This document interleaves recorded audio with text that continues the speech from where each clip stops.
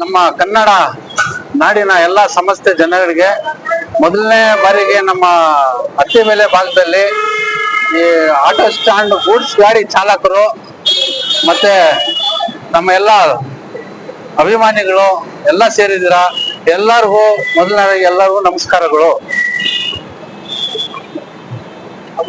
ಮೊದಲನೇ ಬಾರಿಗೆ ಈ ಮೊದಲನೇ ಬಾರಿಗೆ ಕನ್ನಡ ರಾಜ್ಯೋತ್ಸವ ಅದ್ದೂರಿಯಾಗಿ ನಮ್ಮ ಸ್ಟ್ಯಾಂಡ್ ಅಲ್ಲಿ ಆಚರಿಸ್ತಾ ಇದ್ದೀವಿ. ಇದೇ ತರ ನಮ್ಮ ಚಾಲಕರು ಸಹಕರಿಸಿ ಮುಂದಿನ ದಿನಗಳಲ್ಲಿ ಇದನ್ನ ನಡ್ಸ್ಕೊಂಡು ಹೋಗ್ಬೇಕಂತ ತಮ್ಮಲ್ಲಿ ಮನವಿ ಮಾಡ್ತೀನಿ. ಹಾಗೂ ಎಲ್ಲಾ ನಮ್ಮ ಬಂಧು ಮಿತ್ರರಿಗೆ ಅನ್ನದಾನ ವಿತರಣೆ ಇದೆ. ಯಾರು ದಯವಿಟ್ಟು ಹೊಟ್ಟೆ ತುಂಬಾ ಊಟ ಮಾಡ್ಕೊಂಡು ಅನ್ನದಾನ ಮಾಡ್ತಾ ಇದೀವಿ. ಅದೇ ರೀತಿ ಈಗ ನಾವು ರ್ಯಾಲಿ ತೆಗಿತಾ ಇದ್ದೀವಿ. ಇಲ್ಲಿಂದ ಗಡಿ ಭಾಗ ಒಂದು ರೌಂಡ್ ಹೊಡ್ಕೊಂಡು ಮತ್ತೆ ಸ್ಟ್ಯಾಂಡ್ ಬರುವಂತ ಒಂದು ಕೆಲಸ ಮಾಡ್ತಾ ಇದೀವಿ. ಇದೇ ತರ ದೇವರು ಎಲ್ಲಾರು ಆಶೀರ್ವಾದ ನಮ್ ತಲೆ ಮೇಲೆ ಇರ್ಲಿ. ಯಾಕಂದ್ರೆ ಇಲ್ಲಿ ನಾವು ಗಡಿ ಭಾಗದಲ್ಲಿ ಇದ್ದೀವಿ, ಕರ್ನಾಟಕ ಗಡಿ ಭಾಗ, ಅತ್ತಿಬೆಲೆ ಕರ್ನಾಟಕ ಗಡಿ ಭಾಗದಲ್ಲಿ ಇದ್ದೀವಿ. ಅದರಿಂದ ತಮಿಳ್ನಾಡು ಮತ್ತೆ ಕರ್ನಾಟಕ ಬಾಂಧವ್ಯತೆ ಇದೇ ತರ ಇರ್ಲಿ, ಇದೇ ತರ ಬೆಳೀಲಿ, ಇದೇ ತರ ಚೆನ್ನಾಗಿರ್ಲಿ ಅನ್ಬಿಟ್ಟು ಎಲ್ಲಾರ್ಗು ಎರಡು ಮಾತನ್ನ ಮುಗಿಸ್ತಾ ಇದ್ದೀನಿ. ಜೈ ಕರ್ನಾಟಕ. ವಿಜಯ್ ಅಂತ ನಾವು ಬಂದು ಈ ಅತ್ತಿಬೆಲೆ ಗಡಿ ಭಾಗದಲ್ಲಿ ನಮ್ಮ ಗೂಡ್ಸ್ ಗಾಡಿಗಳ ಒಂದು ಚಾಲಕರಾಗಿರ್ಬೋದು, ಒಂದು ಡ್ರೈವರ್ಗಳಾಗಿರ್ಬೋದು, ಎಲ್ಲ ನಮ್ಮ ಬಂಧು ಮಿತ್ರರು, ಅಣ್ಣ ತಮ್ಮಂದಿರು, ಸಹೋದರಗಳು ಎಲ್ಲ ಸೇರಿ ಒಗ್ಗೂಡಿ ಈ ಕಾರ್ಯಕ್ರಮವನ್ನು ಮಾಡ್ತಾ ಇದ್ದೀರಿ. ಗಣರಾಜ್ಯೋತ್ಸವ ಅಂದ್ರೆ ಎಲ್ಲಾ ಕಡೆನೂ ವಿಜಯೋತ್ಸವ ದಿನ ಮಾಡ್ತಾರೆ. ಹಾಗಾಗಿ ನಮ್ಮ ಈ ಅತ್ತಿಬೆಲೆ ಗಡಿ ಭಾಗದಲ್ಲಿ ತುಂಬಾ ವರ್ಷಗಳಿಂದನೂ ನಾವು ಮಾಡ್ಕೊಂಡೇ ಬಂದಿದ್ದೀವಿ.